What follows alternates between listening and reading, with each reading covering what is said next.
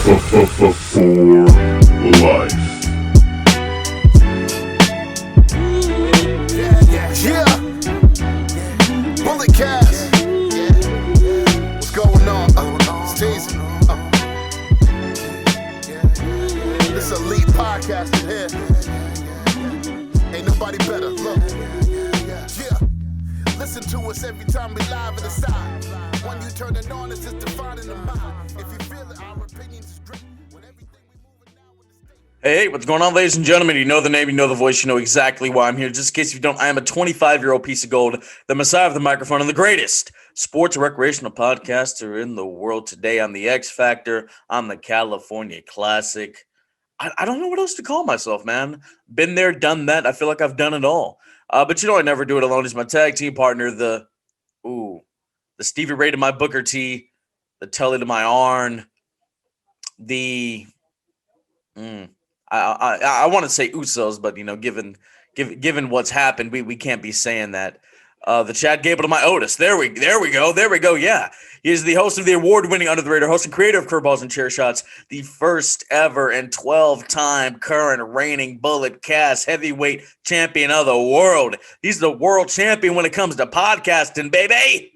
Ladies and gentlemen, BT Brandon Tanguma. Brandon, it's Thursday. You know what that means. How you doing, baby?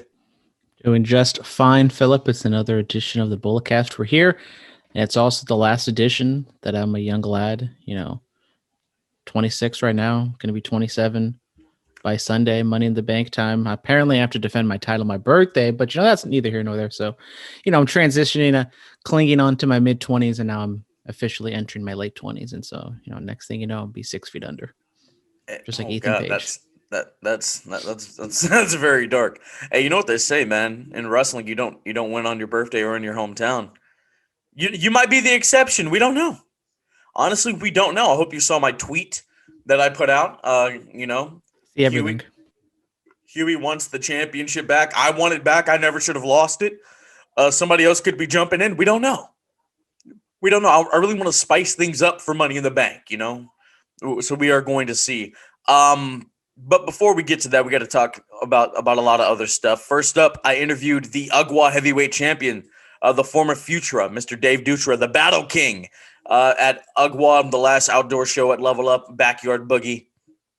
It was cool, man. He went up against Christina Von Eerie. She was she used to accompany Reno Scum, one of Brandon's favorite tag teams, to the ring, so she's fine. I follow her on Twitter. She's a good person, unlike the other ones. Yeah, no, she was cool. She was really, really chill. She was very zen at the end of the night. Yeah, man. So what did you think of the interview with Dave Dutra? A lot of great stuff was covered in that. I loved it. I thought it was a great interview. Once again, Phillip, Dave Dutra, actually someone I know, some of these interviews, to be honest, I don't really know who these people are, but Dave Dutra, I've seen him multiple times on different indie shows around here in the Bay Area. But, I was at that last APW show. And so now he's kind of doing more of a darker type character. So I've not seen that aspect of him yet, but yeah, nice to see that he's doing some good work and he's changing things up and he's creatively fulfilled. And so hopefully I can see him in action sooner rather than later. Absolutely, man. So at Game Recognized Game 2019 at APW, when he attacked Starboy Charlie, this is what was going to be happening, but obviously the pandemic happens. And just the way he thought about this, COVID had people, and I gave them a lot of time to think about stuff. Going to a medieval festival and picking up the iron thing that he walks to the ring with, and just finding the mass and the description of the Heaven's Blade finishing move, the elbow drop to the back of your opponent's skull. And then, of course, we talk about like his favorite match, which is Hogan and Rock. And then just, like AEW Dark and, the ladder match in the garage with Drake Younger back in the day. And just a lot of stuff was covered in like 23 minutes. And it's a really good interview. The render for the video edit, it took like 4 or 5 times, and those video renders, they take about an hour and 30 minutes each time, and that was the best I could get it due to some technical difficulties in the editing process. So that was the best I can get. I know it's like a couple, like 2 to 3 seconds behind with the voice and the audio, but or the video and the audio, but it's a really great watch. You can just go listen to it on the audio platforms. I'm really pleased with that. Yeah, man. Ugwa, they did their thing. D Rogue versus Juicy Finau. What Rogue went through a door, his neck first, and then like the door fell on Juicy's face. Looked like he busted his nose open. Went through some tables, fighting in the arcade with some good stuff. But the day before that was West Coast Pro. Yeah, it was great, man. They were loud. They were loud Friday night. Brandon, it was your first West Coast Pro show. How'd you feel? It was nice to be back. First wrestling show in well over a year, and yeah, as you said, I haven't been to a West Coast Pro show. I've been wanting to go. I've been seeing some good things. And I mean, I even told you this, it's not exactly PWG in Reseda, but I think that's probably that's kind of like the same vibe that I was getting. It's a nice, small, little, I don't even know what it is, like a state government type hall type place. I don't even know. It was, located in San Francisco, a little difficult to park, but it's, that's just life in the city, baby. But yeah, I mean, it was really fun. I knew some people, didn't know most of them, but the main event was crazy, all over the place, high octane. Saw Trey Miguel for the first time, so that was fun to see. What's his face? Fatu showed up. Yeah. Fatu showed up. We saw Carl Fredericks, friend of the show, front of the pod. Didn't get to chop it up with him. Lee Moriarty, who I've been wanting to see. Scott Brigante, the owner of West Coast Pro, shout out Scott, did an impromptu interview with him when we did the Rudo collab, and you got to hold the beautiful Bullet Cast Championship. How's it feel to finally hold it? So beautiful, and hopefully, well, not hopefully, when I win on Sunday, you people on the Instagram, on the Twitters and everything can see my lovely photo shoot that I did with the title. Yes, it's going to be getting touched up too a little bit, so stay tuned for that. Yeah, Lee Moriarty, he was just on Sam Roberts earlier this week, so go check that out. Yeah, Fatu showed up, made a run in. I was like, oh, snap. Surza, he wrestled Steven Tresario. Surza, I found out he was wrestling with a fractured jaw. And then, so like that match with the Tresario, it full on broke. So we had to pull out of some shows for the next little bit. So hopefully Surza, he makes a full recovery. Yeah. So Levi Shapiro, it was a big family reunion, man. Got to see Jimbo and got to see Paul. He did some work for us before some of the old Bullet Cast logos. And there's a huge reunion. Get In Where You Fit In is coming up next. You got the West Coast Wrecking Crew going up against Carl Fredericks and Rocky Romero. I got 2 tickets. I'm ready to go. Alexander Hammerstone is going to be wrestling Starboy Charlie in the main event for their heavyweight title. Hopefully we can get Alexander, man. Hopefully we can get Hammerstone. That's a big one. Hopefully. Brandon, will you be accompanying me to? I believe you said you had some things that might be going on. We've talked about this once before. We talked about this on the ride home. Yes. That, my brother is moving away to all the way to Sacramento, like 2 hours away. It's such a long drive, but he is moving out to that weekend. And I don't exactly know what our plans are that weekend. So it is a Friday show. I may or may not be in town that Friday. I do not know. So, TBD. TBD, absolutely. All right. We got some sad news. Mr. Wonderful, Paul Orndorff. He has passed away at the age of 71 a couple days ago. Yeah, we talked about him last week. Him and Terry Funk, they were not at the best of health, and unfortunately, Paul has left us. I mean, we talked about him last week. The big event, the match with Hogan back in, was it 85? Many thought he was going to be the pick to dethrone Hogan and become the WWE champion back then. I mean, just a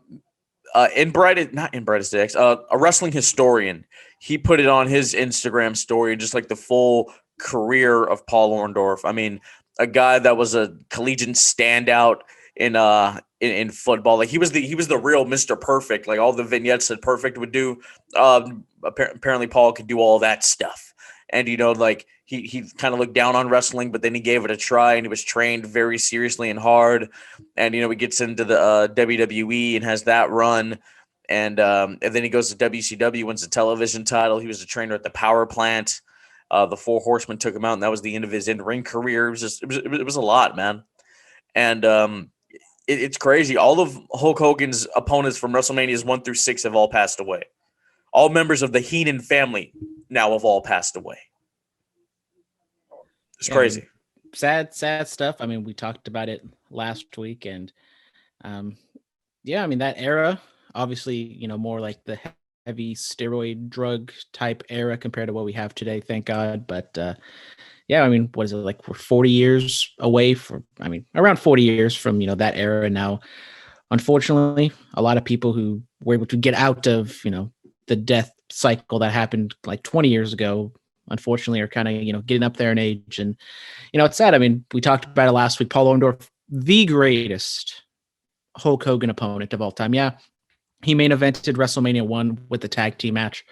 But before that, even during that era where they were running house shows and just selling out arenas, I think Paul Orndorff is probably one of the most underrated person in WWE history. If you don't know the history, because if you just kind of look at the WrestleManias and you just know like the Attitude Era and like today's stuff, Paul Orndorff probably gets left behind. But he's definitely someone that if you don't know, you should probably check up and see exactly what he's done. Absolutely. I believe his last televised appearance was the Hulk Hogan birthday party that Brock crashed a few years ago, where Brock told Hogan, "Party's over, Grandpa." Yeah. RIP to Mr. Wonderful, went in the Hall of Fame in 2005. One of the best to ever do it. A truly underrated talent, hands down. We're going to talk about Mr. Orndorff later on in the show. We're going to get to SmackDown. So Jimmy Uso, he was on television on Friday night.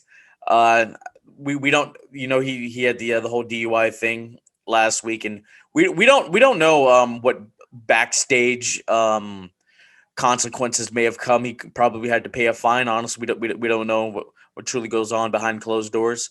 But Roman calls out the family. Jey Uso made his return, and they all hug it out, so they're all on the same page. And then this all leads to Edge just laying out the Usos, and the Mysterios made their triumphant return to SmackDown Tag Team Champions. And the Mysterios are just feeding Edge Usos, and Roman, he's standing up on top of the ramp watching his family be dismantled by the rated R superstar. So next week, for the first time in God knows how long, Edge and Rey Mysterio will be on the same page in a tag team match, along with their son, Dominic Mysterio. It's going to be a 6-man tag. Edge and the Mysterios taking on the head of the table and his cousins. What are your thoughts on that?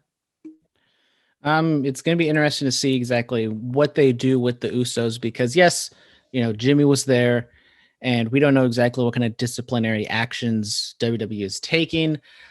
Unfortunately, I think they felt like they were kind of backed into a corner to where he's such a big part of the Roman Reigns storyline, and Roman is like the focal point, obviously, of SmackDown, where you can't just take him off TV. If you don't have to take him off TV, they probably didn't want to, but they did. It does seem like they kind of fast forwarded through some of the storyline, like kind of going like just straight into him kind of being with Roman. And maybe this is kind of a way for them to write him off like within a couple of weeks, instead of, obviously going through whatever the full plan was. So for people who are angrily, rightfully so. I mean, when I first saw it, I was like, really, they're bringing this guy out like the first appearance, like the first 5 seconds of SmackDown, he shows up. But I think we're going to try to pump the brakes and, maybe reconvene in like a couple weeks and see exactly what they do. Because if they kind of write him off and then he goes to rehab or, some of the other things, then I'm going to be a little more lenient. But, it obviously was a tough situation for what WWE was dealt with. And I think no matter which way they went, it was going to be kind of a weird, awkward situation that we're going to have to write themselves out of. Yeah, I think something's going to happen tomorrow night on SmackDown to where Jimmy Uso gets so brutally hurt that he gets written off TV. They could have written him off last week, but given that they're going to do this big 6-man tag, which I'm excited. Tomorrow night's the first WWE show in well over a year besides WrestleMania, but the first like weekly television show in front of fans. That's going to be exciting. And it's a huge 6-man tag. Edge put on Instagram how happy he is to be teaming with his buddy again. And yeah, I'm just excited. And if you watch Talking Smack, Edge talked about how, he's won more titles in this company than anybody. He doesn't count the 24/7 title. But he talked about how he has to dip into that different place. He has to become the guy that slapped John Cena's dad, become the guy that was okay with wrestling The Undertaker inside Hell in the Cell, become the guy that went to war with Mick Foley at WrestleMania and speared Beulah McGillicuddy through a table and all this other stuff. He's tapping into a different level. And I love that Edge, that And especially now that he's older and the look and the, you know, kind of like the crow's feet and whatever and the gray, he's becoming that really twisted, old, demented circus monkey edge that can really tap into something truly special. And I'm excited for this. I truly am. Moving on from that, Shotzi Blackheart, you know, it's town business. Yay, area! Her and Teagan Knox, they debut on SmackDown. They defeat the woman. No, it was Shotzi and Knox. That's the tag team name. They defeat Tamina and Natalya, the women's tag team champions. People have been kind of in an uproar with the name. Whatever. I mean, look, how many times do we say Shotzi Blackheart? We just say Shotzi. We even said that when she was wrestling out here at Hood Slam and whatnot at APW out here in the Bay. Just like, oh yeah, Shotzi, man. Yeah, Shotzi's doing really good work. You know, this could be just a name thing for the tag team. I mean, you never know. Apollo Crews was just Apollo for a while, and now he's Apollo Crews, so you never know. Buddy Murphy was just Murphy for a little bit, which was his idea. Go check out Chris Van Vliet's interview with him. But then he became Buddy Murphy again, so you never know. Yeah, the Shotzi one, I honestly don't have too much of a problem with, because if you asked me, like when she first came in, I probably would have said she's going to be someone to get her last name chopped off. But the Knox one, that one was really weird because they brought him in, and if that is the tag team name, like, I guess fine. I think it still sounds really stupid, like just call them by their names. But Pat McAfee called her Teagan Knox, but then Michael Cole, right after the fact, corrected him and just said Knox. And they kept saying Knox over and over and over again. And like I said, we said this on Curveballs and Chair Shots. Like, no one calls her that. Everyone, if anyone's going to call her by one name, they call her Teagan. No one ever just calls her Knox. So it makes no sense why they're doing that. Then also, poor Ember Moon. I know Teagan and Shotzi were a tag team before Ember came into the picture, but you know, she shows up and then she is, you know, kind of left alone, and then she loses to Dakota Kai on NXT. And then also Shotzi and Tony Storm are setting something up on NXT last week. And then now Tony Storm and Shotzi are on SmackDown, and Tony Storm is apparently a babyface now. So it's just like NXT and WWE are just, they're on the same company, they're on the same payroll, but obviously there's not much communication between the two brands. There's not. Mandy Rose was in a storyline with Dana Brooke and the Women's Tag Team Champions. That Mandy Rose popped up on NXT. Like, what's going on? Anyway, look, I'm happy for Shotzi. You know, like, we watched her out here in the Bay Area, but like I'm just happy that one of ours is winning. You know what I mean? Like our people are winning out there. Our Bay Area people are winning, bro. Aren't you happy? So happy. I think the first time I ever saw her was at the company that shall not be named. And I did see something in her. I thought she had, you know, a great look. Obviously, I didn't know some of the stuff she did at Hood Slam, but I think she's one of those people that I kind of wish that I met before she went to the big time. I know Dominic, if you guys listen to Curveballs and Chair Shots, you guys know Dominic, big fan of Shotzi. Got him a Shotzi Blackheart helmet for Christmas. Hopefully he still has it.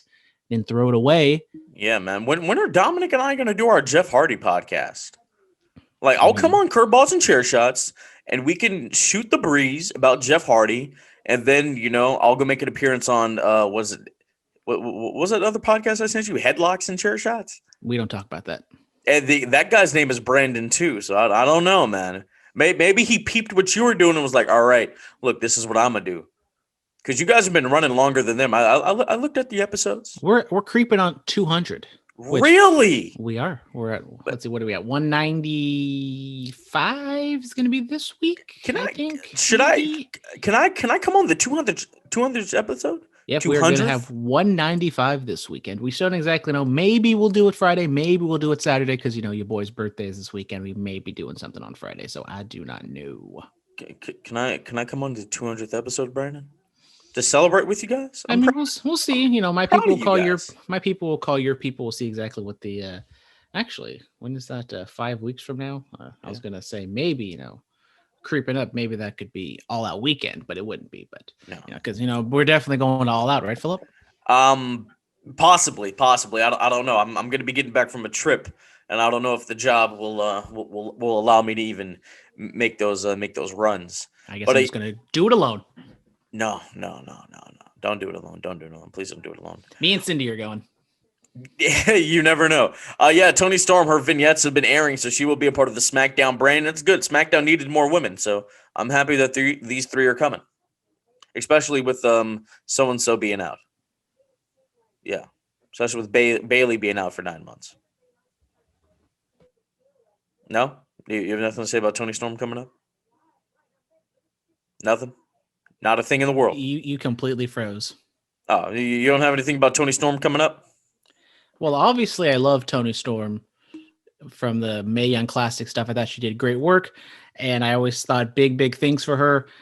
NXT hasn't really worked out. NXT UK has been a little more successful, but she's all like, Triple H, maybe some people are kind of winning their expectations or, believability that once Vince McMahon finally gives up power, if that ever happens, that he could be the guy. And Tony Storm is like the one rare person at NXT that I always felt was being underutilized. And I don't think it's going to get much better in WWE, but she's a hell of a talent. She's given, especially with Bailey now gone, maybe she can kind of fill in that role as a face or a heel. I don't know. Absolutely. Tony Storm could be something special, but she's just been kind of downgraded, to be honest. Tony Storm's going to let the juice loose on Friday Night Smackdown. Bailey is out for 9 months given a injury she sustained while training for upcoming was going to be an I Quit match at Money in the Bank for the SmackDown Women's title going up against the EST of WWE, Bianca Belair. Now the women's title match will not happen at Money in the Bank. It will be happening tomorrow night on SmackDown in front of live fans. And Carmella got the spot, which means Liv Morgan has been added to the women's Money in the Bank ladder match. She takes Carmella's spot in that. It's sad. I mean, Bailey, an MVP of not just the Thunderdome era, but the pandemic era in general. Yeah, the Performance Center era. We can't ignore it, guys. I know many of us want to, but we can't ignore it. We cannot. WrestleMania happened there. Yeah, we can't ignore it, man. Her and Sasha, they were the MVPs. They were on all the programming. Raw, SmackDown, NXT, they held all the gold. They did the damn thing. Obviously, this injury sucks. ACL out for 9 months to possibly a year. But the most frustrating thing is like she injured this while doing training, like pretty much for Vince, because Vince wanted their wrestlers to get better in the ring before they get back into crowds, because he didn't think that the wrestling was up to snuff. And it's like one thing with WWE, it's like, if there's anything good about the product, it's the wrestling, and they don't need to get better in the ring. And not saying if she didn't do this, injuries are such a weird thing that maybe if it didn't happen during training, it could have happened while she was doing CrossFit or in a match. But it's just one of those things that Vince, we've seen this with Keith Lee, Otis. I haven't seen any, we haven't seen Keith Lee, but I haven't seen any drastic improvements or. We saw it with Nakamura. Yeah, why are they doing these things? And then it's easy to put the blame on Vince on honestly for this injury. Why is he putting his wrestlers through this extra workouts and extra training? Well, then look what happens. Well, they're about to tour again. The house shows are going to be lined up, and these guys for well over a year have been only used to wrestling maybe twice a week. If at most, and now we're gearing back up. Got to get your reps in. You're going to be going maybe 3 to 4 times a week. So maybe Bailey was just all right. I gotta up the ante. Got to get the strength and conditioning up a little bit more. Got to get the cardio going once again. And this was the result of training too hard, or maybe just regular training. Something went wrong. Something went awry. And it's unfortunate. Bailey, she's a great talent. Probably one of the most underrated out of the 4 horsewomen. We could say that. Yeah. So I don't know when she comes back in 9. What's 9 months from now? What is that like? What? Well, what's 3 months ago? Almost 3 months ago. That'd be April. So maybe WrestleMania if she can get under the 9 month. Maybe a surprise appearance in the Women's Rumble. We don't know if she heals up quick enough. Do you think she can come back as a face? Do you think the wacky, wavy, inflatable arm flailing 2-man Bailey can come back? No, it's pretty much impossible for her to come back to that character after what she's done in the past year plus. But when you come back from an injury, you're always gonna get the face reaction. So I don't know what they're going to do initially, but initially she has to come as a face. then maybe from there on out, they could, restructure her and get her back to what she was doing now. But even what she was doing now, like as obnoxious and like kind of, entertaining / maybe good work she was doing, she was almost kind of teetering on that, kind of annoying channel changing type character. So, unfortunately, this is kind of what happens with WWE, that you don't get any time off really, but we've had a whole pandemic where they've kind of been off, but maybe she can, she's off TV for almost a year, refresh, try to switch things up a little bit, and she can come back and be better. Yep, you never know. I'm going to miss Ding Dong. Hello. I'm going to miss it so much. Sasha Banks and Bianca Belair win an SB award for the best WWE moment. It was their women's championship match at WrestleMania, night 1. Yeah. Congratulations. SB winners, baby. Good for them. And then, after they've had this really intense feud, just love them posting photos on Instagram, loving and hugging up on each other, congratulating each other.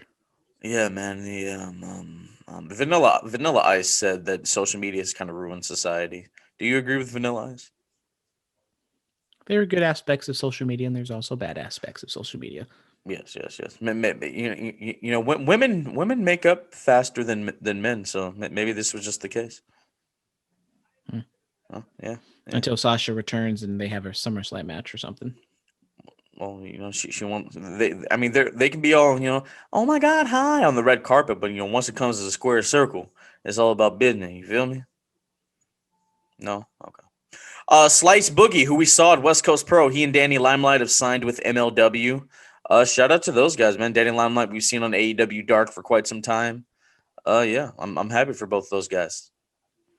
If I am correct, Slice Boogie was the New York fellow. Yes. And he was the guy who I turned to and said, this guy, I like this guy. He's probably the one guy who actually made an impact on me. And I remembered who he was. Now I haven't seen too much of his in-ring style, but just the way he carries himself and the intensity, there's something there. Out there wrestling on foam posits, bro. Different level. And not a Mets jersey, a Knicks jersey. I forget who he was wearing, but told him to take that ish back to Brooklyn, B. You know what I'm saying? Or Queens. He's wearing some Mets colors. It just made more sense to say Brooklyn at the time. I'm sorry. I didn't think about the different boroughs. Or Manhattan, because I don't know, because Queens is the Mets, but then Manhattan is the Knicks. So I don't know where he's going. So it's a whole other thing. All right, Chelsea Green makes her Ring of Honor debut at what was it? I think they did Best of the World, right? Is that what just happened? Correct. Yes, we have new Ring of Honor Tag Team Champions. Chris Dickinson and somebody else won the tag titles. So yeah, they had fans. So it's Bandito won the title. Yes, Bandito is the new heavyweight champion of Ring of Honor. Rush's shoulder was up, so Arush, his shoulder was up. So I have I got to talk to the commission. I have qualms with that. I got to talk to Sinclair, see what's up. Matt and Rebby Hardy, they welcomed their 4th baby. Good for them. Is it another boy? Or was it a girl this time? I want to say it's a girl. They've had 4 kids in 6 years. That's a lot. Got the Irish twins going. Yeah, absolutely. Irish quadruplets. Yes. All right, coming up this weekend, the pro wrestling, or actually today, tomorrow, and Saturday, the Pro Wrestling Hall of Fame ceremony. You can see a lot of good stuff. The people that are going in for this round, you know some of these people, Brandon. Sergeant Slaughter, Tony Atlas, Jerry Briscoe, Wes Briscoe, Bob Orton Jr., Barry Windham, J.J. Dillon, IRS. You have who else do we have? Mark Henry, Ken Shamrock, Colt Cabana, and many more. Congratulations to all these people and others that will be inducted into the Pro Wrestling Hall of Fame. This is an eclectic mix. Is this the Hall of Fame in Waterloo, Iowa? Or is this a different place? Yes, this is Waterloo, Iowa. It's a myriad of events. You have pizza party and drinks. You have the Dan Gable Museum. You have trivia and meet and greet with the people. You have live podcast tapings, after party scrambles, and autograph signings, of course. and of course vendors. So it's like a big convention, big multi-day convention.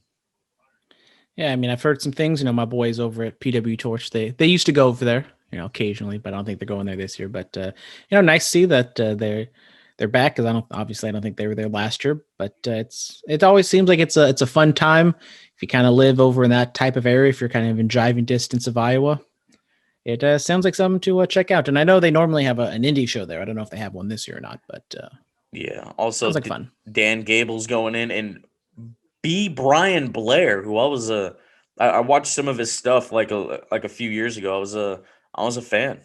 I like that guy. So congratulations to him. I'm excited about that. All right, inside of the ring, Karrion Kross defeats Johnny Gargano. He retains the NXT Championship, and then he chokes out Samoa Joe. So we're getting closer to Joe versus Karrion,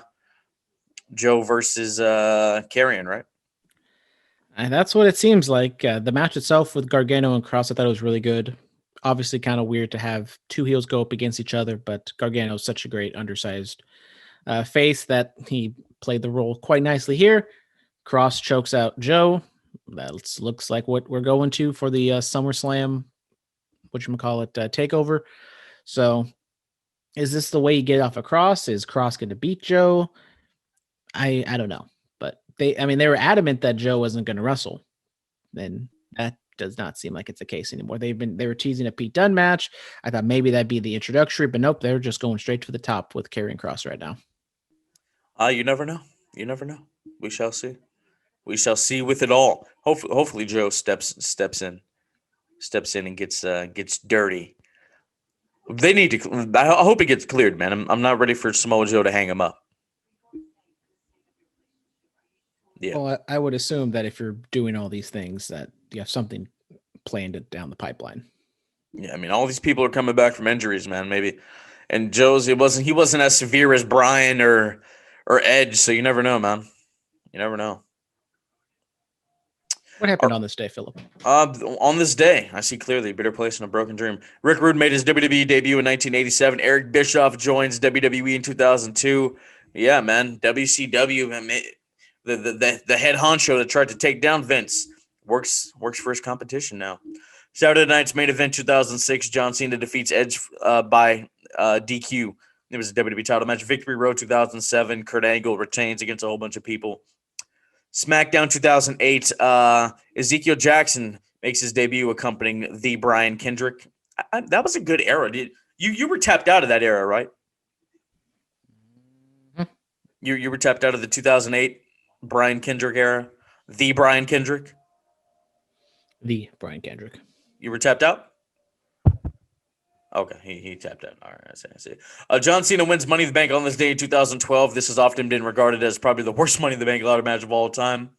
Hey, it is what it is. Raw on this day in 2013, Rob Van Dam defeats Chris Jericho in a very, very good match on Monday Night Raw. I think they went about like 18 minutes. Go check it out. I watched it back recently a couple months ago. It was good stuff.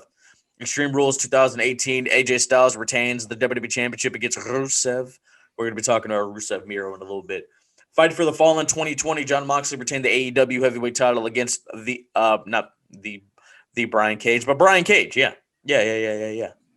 Also, happy birthday to Jesse the Body Ventura. He's 70 years old. The Boogeyman's 57, and Heath Slater is 38, baby. Any things or thoughts about the things that happened on this day? Happy birthday to everybody. I think I've told the story before, but when Eric Bischoff showed up to be the new GM of Raw, my little, however old I was, 8-year-old self had no idea who that guy was. But now you know.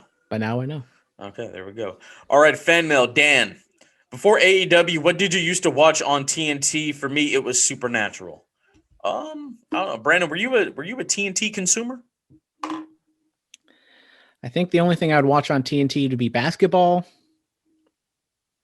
And that's pretty much it. Maybe like, the occasional Star Wars Marvel rerun, because I'm more of like an FX guy, like watching Atlanta, Dave, American Horror Story, that kind of things. Did you watch Charlie Sheen's Anger Management on FX? No. Oh. You know what I used to watch on TNT? Can you guess this, Brandon? The Bernie Mac Show. No, it's not on TNT. You know what? You never know. Charmed. Yeah, with Alyssa Milano and Rose McGowan and Shannon Doherty. Yeah, I was a charmed guy. You know, the witchcraft and the wizardry and the white lighters and whatnot. I was like, oh, this is different. My mom used to watch it. I started watching. I believe the whole series is still on Netflix. I'm gonna have to tap back in and kind of run through that. But good stuff. Good stuff. Now let's go over to the Instagram DMs to see if we have anything from anybody. Let's see. Oh, snap. Here it is. Mr. X, he sent us quite a few. You ready? He returned. I thought, he doesn't like us here, but he still sends it to Kurt Pulls and chair shots. Attaboy, Mr. X. Wow. I mean, this is the one that matters. How dare you? How dare you? He says, congratulations to Matt and Rebby Hardy on the birth of their daughter. Yes. I saw that someone online once said that the Acclaimed is better than Hit Row. I'm just assuming it has to do with their rapping ability. What do you think? Hit Row is still new. We have to give them time. Come talk to me in like 6 months and we'll find out.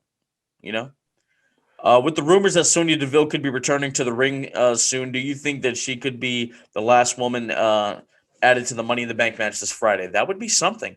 What if it's Paige? I just thought about that. What if that would be cool, right? That would be lovely. The internet also is telling me that Becky Lynch is supposed to be at Money in the Bank, not like maybe on the show, but supposed to be there backstage. So I don't know. Is that Dave Meltzer? Is he reporting that? No, it's Cultaholic. I watch the video. I watch the news videos in the morning. Okay. Usually first thing when I get up, especially like on the Thursdays if I missed anything, so I could be so informed on the podcast. Okay. Shout out Cultaholic. I love those guys. All right. I enjoyed the Darby and Ethan Page. I enjoyed what Darby and Ethan Page did in the coffin match. My main criticism is that it felt like it was rushed a bit because they only had 15 minutes to work the match. They could have used 5 more minutes. Yeah, I mean, the 5 more minutes would have been cool. You could have taken something off of the show. We'll talk about we'll talk about AEW here in a little bit, but some things could have been taken off of the show. I mean, I like the match. I thought it was good. It was, a hardcore match, but not like too bloody over the top like some of the other matches we've seen on AEW. But I mean, I could agree, maybe give it 5 extra minutes just to let things breathe a little bit more. But I think with what they had, they did a pretty good job. All right, his last one, Shotzi and Knox. Please tell me they're getting their whole names. I cannot take this name shortening anymore. We shall wait and see, man. We shall wait and see. Yeah. Shotzi ain't getting her last name back. I'll tell you that right now. Oh God, Brandon, tell us what happened on AEW. Well, so much happened on AEW. We're back in front of crowds. This time we are in Texas for night 1 of Fyter Fest, and we kick it off with the New Japan match. Yes, Jon Moxley, the IWGP United States Heavyweight Champion, takes on Carl Machine Gun Anderson, and Moxley retains. He's held the title for over 500 plus days. A really good match. I mean, I guess you can say more of a New Japan style match if there's even really a difference between them and AEW. I mean, really good. I mean, we haven't really seen Carl Anderson do much of singles capacity on AEW. I mean, really haven't seen much of them wrestle at all on AEW, but I really enjoyed the match. And then after the fact, they have Lance Archer cut a promo and kind of call him out going back to the Wrestle Kingdom show last year. And they're going to have a Texas death match next week for the IWGP Heavyweight title. Oh, boy. Are they going to put it on Lance Archer? Is that what they're going to do? Maybe. Thoughts on Moxley's new look? I mean, we talked about it already, but kind of now that we're seeing him wrestle in it, he looked a little thicker, get a little bit of a dad bod going. A little bit of a dad bod. There was more of like a 5 o'clock shadow on the head, which and then you could see like the upper part that was it was leaving him. I don't know, man. Maybe get some whatever I got to get my hair back, Mox, and you'll be rocking the Ambrose shag again. You never know. It's okay. Just take your biotin pills and hope for the best, like me. Get your keeps. No, I just use I use Costco strawberry chewables. Oh man, that are I think made mostly for women, but I don't care. Oh, okay. We get a new FTW champion. Ricky Starks takes on Brian Cage. And Taz was on commentary. We had Hook and Powerhouse on the outside. Really good match back and forth. The crowd was really behind Ricky Starks on this one. Don't know if that's exactly what they wanted. But after Ricky was supposed to be gone for like 6 months with a neck injury, he's back after like 2 or 3. And he gets the win with some help and shenanigans from Hook and Hobbs. And the crowd goes crazy. This seems like they're obviously kicking out Cage out of Team Taz. Babyface turned for him supposedly, but crowd was really in favor of Ricky Starks here. Yeah, shout out to absolute Ricky Starks. He ran that Texas territory for a little bit, man. I'm happy for him. He's just absolute charisma, man. Like the guy, he has it 100%. I enjoyed the match. I thought they worked well together. Ricky Starks has a really good spear. His is a spear that we talk about spears present day. His doesn't get talked about enough. Can we say that? Can we say, how'd you like his spear? I know it's not a high bar, but it's better than Edge's spear. Whoa. Edge's spear is a Hall of Fame spear. Don't ever say that again. I mean, we all know Goldberg's number 1. And then we'll give it to Roman. Edge won 11 world championships with that spear. Don't ever say that again. Don't ever say that. It looks like he's lightly wrapping his waist. Do you have a better spear? Yeah. You have a Hall of Fame worthy spear. That's what you're telling me. Yeah. Get me in the ring. I'm gonna hit up Anthony. We'll go down to the Ugwa house. They'll set up the ring and we'll see. Okay.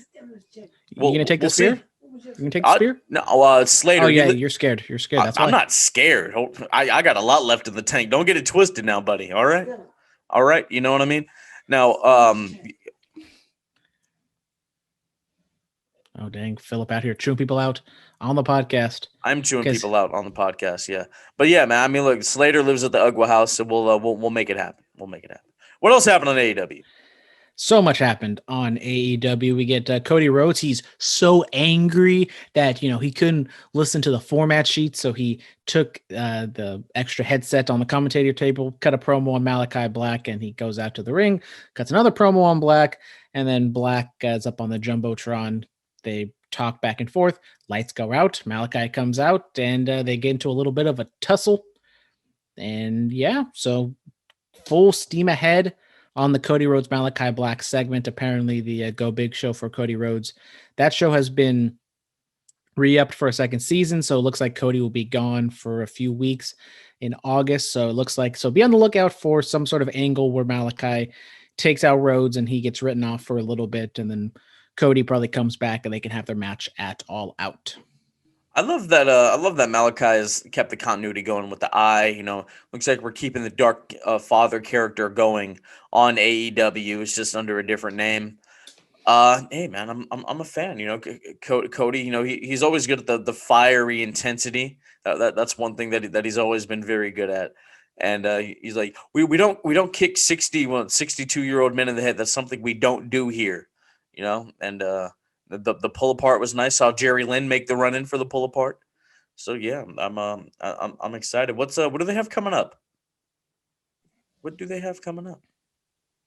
trying to think. Well, they have Fyter Fest Night 2. Okay. And then don't they have like Fight for the Fallen or something? It's all in the same month. Yeah. What's going on in August? They're just all the same thing. They're just different. I mean, they do have the debut of Rampage. That could be their big first. No, that's like, I don't know what they're going to do, because you said the Go Big show's coming back. Mm-hmm. Great show. Just love it so much. Watched every episode. Yeah, absolutely. We get Hangman Adam Page standing in the ring with Tony Schiavone, and he actually uses Tony Schiavone as like the microphone. He doesn't just take it from him like everyone else does, which I know has gotten a lot of heat on the internet. Everyone's like, why, if you're going to bring someone out there, why are you just going to take the microphone from his hand, yada yada yada. But Page goes on and on. Kenny Omega comes out, beat down. Dark Order makes a save, promo back and forth. Hangman stands up to Kenny. No physicality. Hangman does beat up on the Young Bucks a little bit, but once again, not touching Kenny. And they set up a 10-man tag between the Dark Order and Page against the Elite. And it wasn't like specifically clear on the stipulation for if the Elite win. I don't know if it's kind of like the Drew McIntyre thing that, if Hangman loses, he can't challenge for the title for however long if Kenny's champion or forever like Cody. But yeah, so what's going on. We're going to get a 10-man tag. What do you see? Do they pull the trigger and have Hangman win, which seems like the logical, easy thing to do? Or do you kind of try to tell a longer story and have him lose? Well, we don't know when this match is supposed to be. Yeah. So Rampage, August 18th. Everything's happening on that show. I thought it was the 13th. I think it's the 18th. I don't know. We'll see. Yeah. Well, I like that they're doing teams of 5. Strive to stay alive. I like that. Well, it's definitely not the 18th because that's a Wednesday. You idiot. No, you said it, not me. Brandon, are you familiar with the Last Dragon? Are you familiar with that film with Bruce Leroy? Oh yeah, of course. Yeah. Look up the Last Dragon. Look up Show Nuff. Tell me Kenny Omega didn't look like Show Nuff last night on Dynamite with the hair and the whatnot. Tell me he did not look like that fool. Yeah. Which members of the Dark Order? Yep, that's Show Nuff. Tell me he did not look like Show Nuff. Tell me he did not look like Snow Nuff. Show Nuff. Show Nuff. He looked exactly. That's what he looked like. I was like, Which members of the Dark Order do you think will get the tag title match if they win? Johnny Hange. How's the shoulder doing? He's still out. Do we go Grayson and Evil Uno? Do we go 10 and Colt Cabana? I don't know. Oh. The half repper and -1. Well, WWE made a child of the tag team champion, so I guess why not, right? Why not? Well, -1 has his own championship. Yes, made by West Coast. Make up their own championship. It was made by West Coast Design. Go hit up the homie.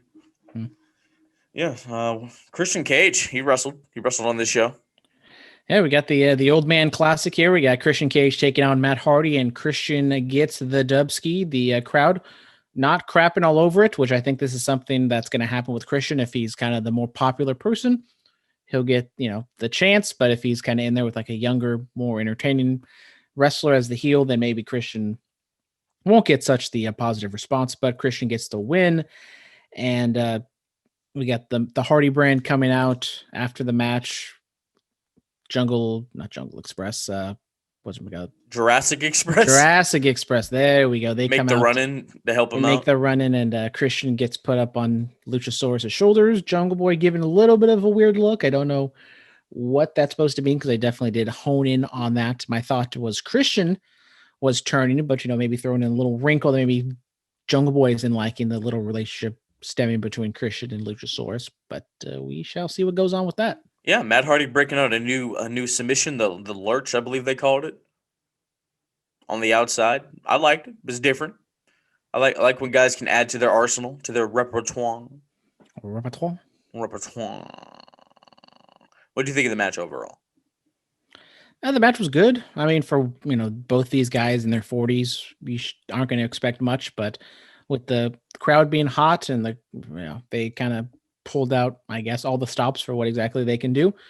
That was probably on the higher end of what you would expect from them. Yeah, speaking of pulling out, Miro pulled out something on Dynamite.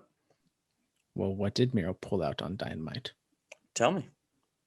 He pulls out, I forget because I was half working, half watching this, so I was listening to it, but I didn't actually see it. Miro out here doing the Jesus gimmick. He's God's favorite wrestler, and then he pulls something out, Phillip. What does he pull out? The brand new TNT Championship. No, the white and green.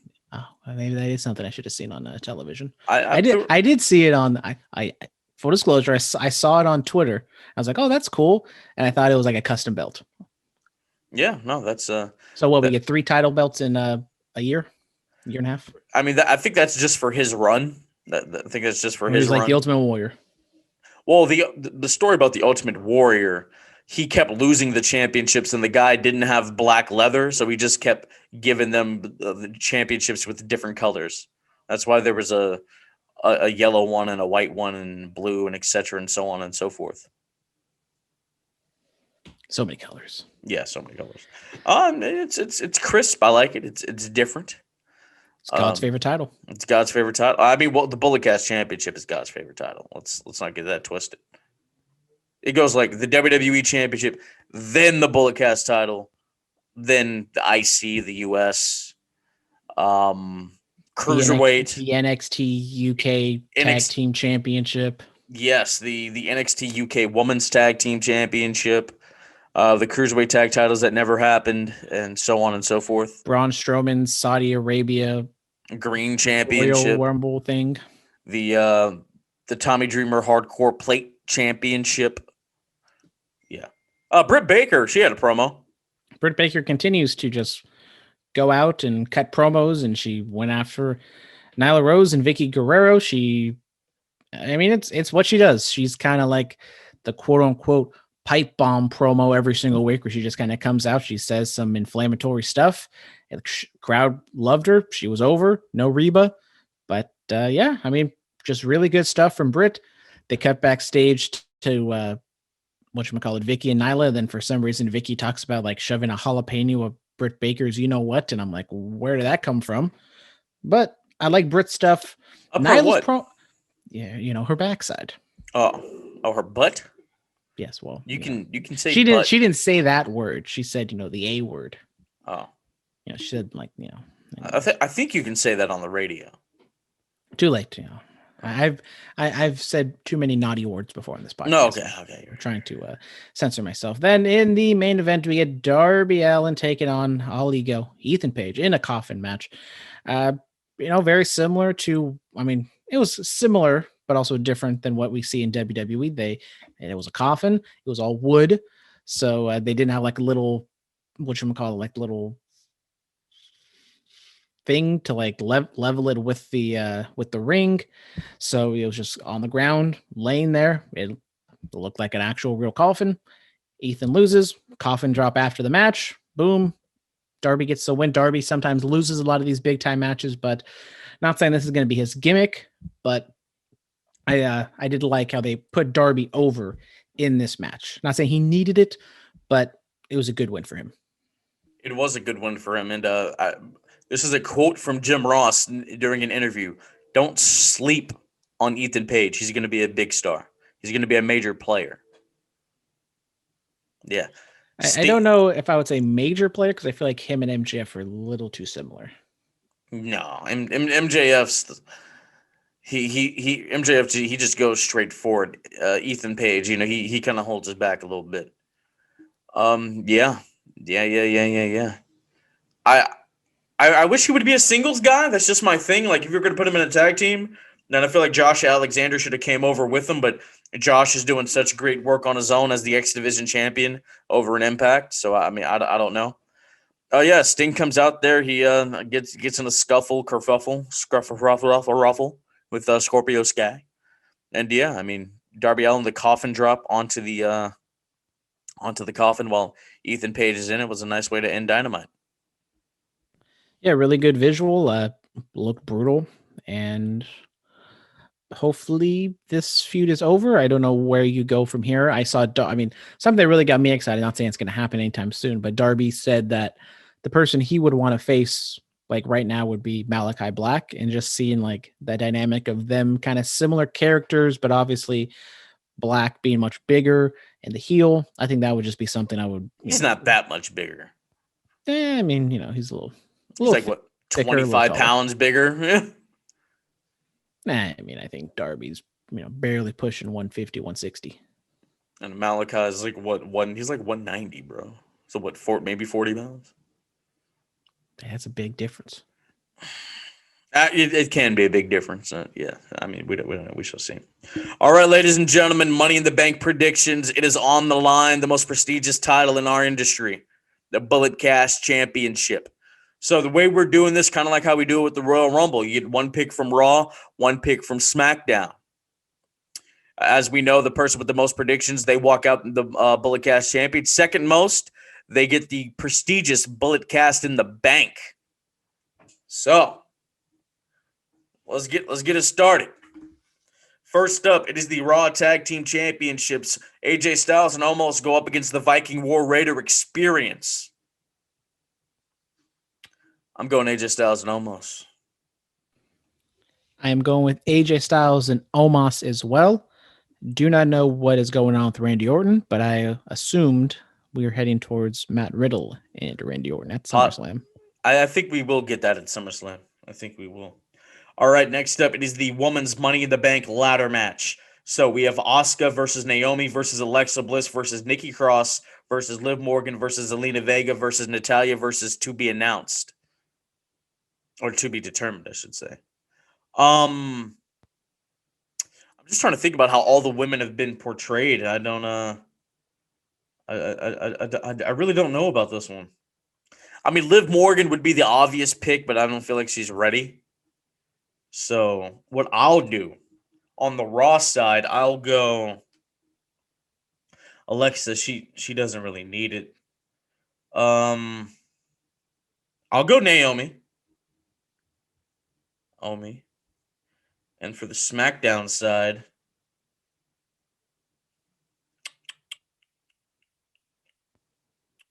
I'll go.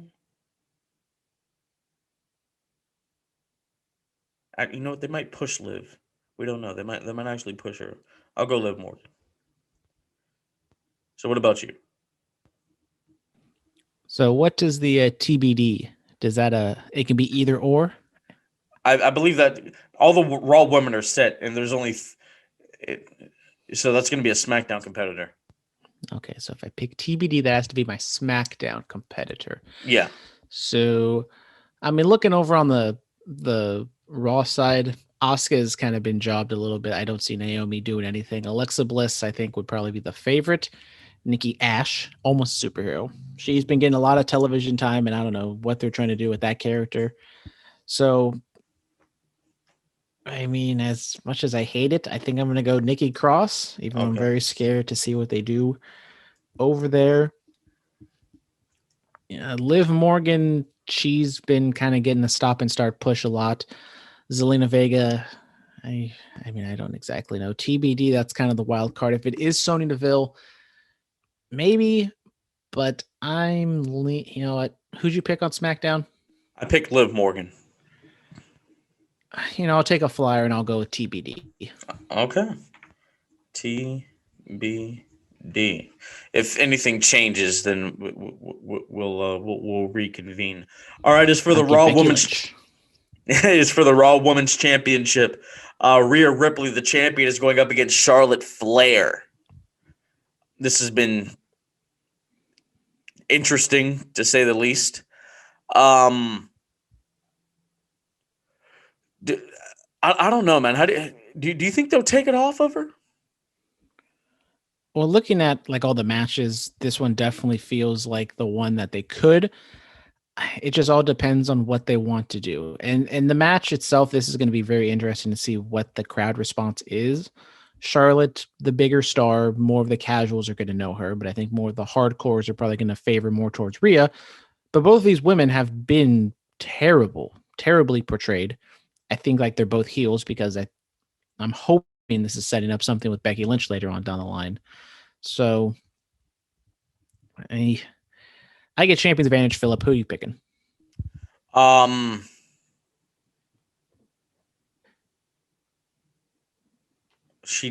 go Rhea Ripley. She needs to decisively beat Charlotte Flair.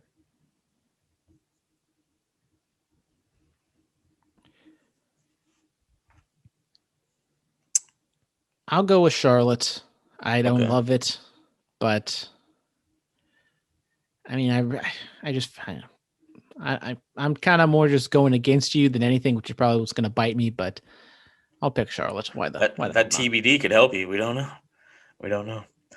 All right. It has often been regarded as the championship of record. For the first time ever, two African-American males are fighting for the World Heavyweight Championship. Bobby Lashley defends the WWE title against Kofi Kingston. Does the Almighty continue his reign, or does Kofi Mania come back again? I'm going with Bobby Lashley. Yeah, I'm going with Bobby Lashley as well. They kind of gave him like a nice fresh coat of paint at the end of Raw, making him much more serious, kind of turning it up. And honestly, actually on Raw might be the number one babyface at the moment. So I don't know what the crowd reaction will be. Kofi, obviously, people love him, but I think a lot of people are going to like Bobby Lashley as well going forward. So it's going to be tough for him if he is more of the heel role going forward. I mean, if he goes against John Cena, which looks like that's more Roman Reigns, I don't know what they're going to do with Lashley at SummerSlam, but he's doing some really good work, and I think he's maybe more suited to be the lead baby face instead of the lead heel at the moment. Does he keep the girls?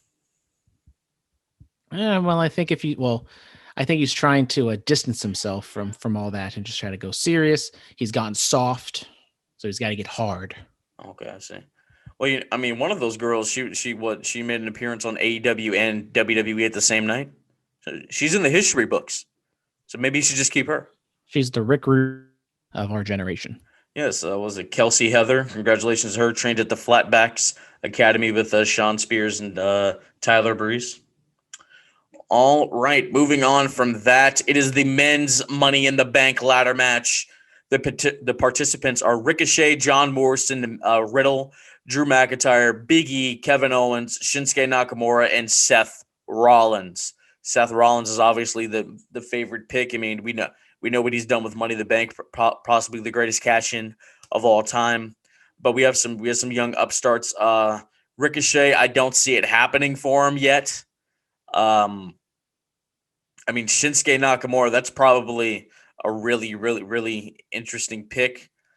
But I think he's still going to be squaring off with Baron Corbin. So here's what I'm going to do. For the Raw side, I'm gonna choose Riddle. I'm gonna do something different. I'm gonna choose Riddle. And for the SmackDown side, I'll go Big E. All right. What about you? On the Raw side, I think Riddle is probably the obvious pick. Maybe Drew, but I think we're going to see something happen with Jinder Mahal get involved. Yeah. So I'm going with Riddle on the Raw side. SmackDown side, I mean, Shinsuke is kind of appealing, but right now he's just like a mid to lower mid card act at the moment. Kevin Owens could be something. We did see him already earlier with Roman Reigns, but Seth Rollins kind of been there, done that. I don't know what they're trying to do. It looks like we're going to get maybe Seth and Edge at SummerSlam. So I'm going to go with not the same as Phillip because he picked Big E.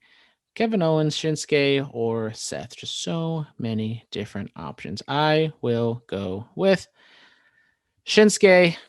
Maybe they probably want to do something stupid with the briefcase and have that be another accessory that he collects because he already has a crown. Might as well have a briefcase. Absolutely. All right, next up, it is the match we were derived of at WrestleMania because Daniel Bryan had to stick his nose into the business. For the first time ever, Roman Reigns, the Universal Champion, defends against the WWE Hall of Famer Edge. Edge is trying to reclaim a championship that he never lost. Now, it's not the exact same championship that he had to vacate, but it is the top championship on SmackDown. Edge told Roman, "You're just the right champ at the wrong time." So I think we all know what we're going to pick here. Roman Reigns to retain the Universal Championship. I'm praying to God that before the bell rings, Edge says we're not fighting for that, and he unveils the big gold. But that's just wishful thinking. So Brandon, are you going to choose the rated R superstar? No, I'm going to pick the man with the better spear. That'd be Roman Reigns. Once again, Edge's spear got him in the Hall of Fame. That alone got him in the Hall of Fame. So I don't know what you're talking about. I know about all that. It's true. I have sources. I can confer this. This is true. My homie Zach Linder used to work at .com. He heard some things. All right, so Our picks, we both have AJ and Omos. For the women's Money in the Bank, I have Naomi and Liv Morgan. You have Nikki Cross and TBD. I have Rhea Ripley. You have Charlotte Flair. We both have Lashley. As far as the men's Money in the Bank, we both have Riddle, but I have Big E. You have Shinsuke Nakamura. And for the Universal title match, we both have Roman Reigns. All right. To be honest, I'm not feeling so confident right now. Oh, yeah. Because sometimes when I don't feel confident, that's when I end up walking away champion. I don't even got to win. I just have to tie. That's all I got to do is just tie. That is true. All right. Superstar Spotlight. Who do we got? I will wait for. Actually, you know what? I'm gonna give it to everybody at West Coast Pro. Everybody killed it. Everybody did their thing. Everybody did the damn thing. Yes, sir. That's what I'm gonna give it to. I'll give it to Lashley. We didn't talk about Raw. It hasn't been the greatest of shows, but as we come to the end of the Thunderdome era, recognize Lashley one last time. Your boy's favorite childhood wrestler who wasn't the best, but I saw something in him 12 years ago, and it's finally coming to fruition. Yes, sir. It came to fruition in TNA. Did you watch that run? I believe a little bit. Okay. Promo pick of the week. Well, promo pick of the week, we're going to go down the Paul Orndorff trail once again. If you type up Paul Orndorff promo, it's the first thing that comes up. It's a promo from 1985. It's him with Bobby Heenan and Mean Gene. And it's just a very straightforward kind of sports-like promo of Paul Orndorff talking about the truth. And the truth is he's the greatest athlete ever. He's like a college football Hall of Famer, best athlete ever to come out of the state of Florida. And he is just calling a Hogan, saying he's going to beat him. It's not like super duper heelish. He's not like, going after Hogan's mom. He's just saying he's the better man. He's a better athlete. And when they get in the ring, he's going to win. And this is kind of what I like more out of my heels. Obviously, it's kind of fun to see MJF throw some jabs, but when push comes to shove, I do love the more sports centric. I'm better than you. And you know it. Shout out MJF. I'm better than you. And here's why. Here are the stats. Here are the accolades. Yeah. I enjoyed it at 1 minute and 15 seconds. Heenan almost broke because, Orndorff was just going off, and I thought that was really funny. Close match pick of the week. It is the SmackDown Money in the Bank ladder match from Money in the Bank 2011. Here in a couple days is going to be the 10-year anniversary of this. Obviously, it's known because of the match with John Cena and CM Punk. But Daniel Bryan wins the SmackDown Money in the Bank ladder match. This is the one where the original Sin Cara gets injured because Sheamus puts him through a ladder. This was really, you look at the people who are in this. You have Sheamus, you have Daniel Bryan, obviously, Wade Barrett, Cody Rhodes, Kane. So this was very good. Yeah, this match kind of gets overlooked because of the CM Punk John Cena match in the main event, but this was a really good match, one of the better Money in the Bank matches we've had. And Daniel Bryan getting the win, a little bit of a shock. Kind of a changing of the guard with CM Punk and Bryan winning on the same night. But I think a lot of people, even myself included, thought that Daniel Bryan would have been the first person to ever lose the Money in the Bank cash-in, which that did not happen. He cashed it in on two giants and he actually won. So shout out to D. Bryan on that one. But really good match. And I forget, was this the opener of the show? But it might have been the opener. They just open it with this, close it with the CM Punk stuff, and just an all-around really good show. Yes. Ladies and gentlemen, Pro Wrestling Revolution is running tonight. It's a free show. Let me get you guys the address before we hang up here and call it a day. The Battle King Dave Dutra is going to be on the show, so that's very good. Yeah, let's get this address right here. Dun, dun, dun, dun. Dun, dun, dun, dun, dun, dun, dun. All right. It is going to be at the Gordon Bursch Night Flea Market on Taylor Street. Yeah, so go check it out. Free admission. Like I said, it's like a nice little festival. Just some free wrestling. Starts at 5 p.m. It's over at 9 p.m. It's open to the public. So go have yourself some fun. I'm gonna try to make it out there. You can see, I think Anthony, the promoter of UGWA, I think he'll be out there just, chilling. West Coast Design, he told me he's going to be making an appearance. So, guys, if you have nothing to do tonight, it's a free show. Go out, support Pro Wrestling Revolution. They're running their first show officially in August, and it's sold out already. So, yeah, Pro Wrestling Revolution, another great company we have out here in the Bay Area. Jungle Boy really did a lot of work with them, as well as APW and Pro Wrestling Revolution. They do good work, man. They've had Bestia 666, La Parka, all the greats. Brandon, you going out? I know how you like free things. I love free things. I'm frugal. I'm the Mick Foley of this podcast, but I got some work I got to get going. Okay. I see. I'm gonna try to make it out, so we'll see. Follow us on Twitter at Bulletcast, Instagram, The Bulletcast, YouTube channel, The Bulletcast, emails, Bulletcast2 is in the number 2, sweet as WEET at gmail.com, 104.7 FM KPU in Wattsville every Friday night from 11 p.m. to midnight, iTunes, Stitcher, TuneIn, iHeartRadio, Anchor, Spotify, Patreon. We're all over the damn place. We will talk to you guys Sunday night for Money in the Bank recap. Check me out tomorrow night. I will be on the Within the Ropes podcast. My homie, Brian Tronicky, started a new podcast. He was with the Public Enemies. So, we're going to be doing that recap and Smackdown, the first one back in front of fans in well over a year. It's going to be a great one. Stay clean, stay strong, stay safe, get vaxxed and waxed. Diamonds are forever. So is the microphone Messiah. This elite podcast in here. Ain't nobody better. Look. Yeah. Listen to us every time we live in the side. When you turn it on, it's just defining the mind. If you feel it, our opinions is great. When everything we moving now with the state, turn us on. If the feeling is right, every opinion now comes from the This heart. has been the Bulletcast. Thank you for listening. The radio was wrestling. Times are crashing. Here is the feeling in the